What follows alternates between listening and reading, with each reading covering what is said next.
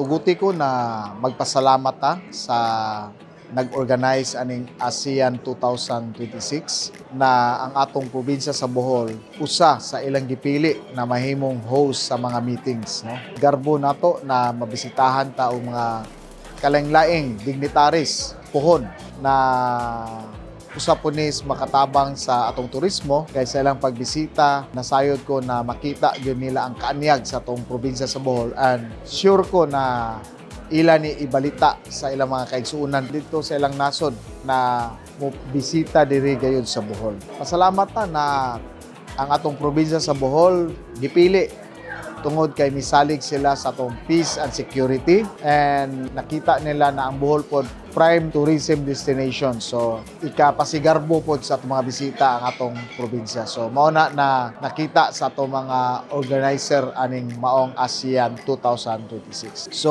mga kaigsunan, ato ning pangandaman ug tabangi mi na mahipno ni, no, ang iyong partisipasyon, ang iyong cooperation sa mga katawhan, labi na limpyo sa mga karsada, ang mga basura atong ihipno aron dili ta masawayan sa mga bisita natong umaabot sunod tuig dinhi sa atong lalawigan sa Bohol.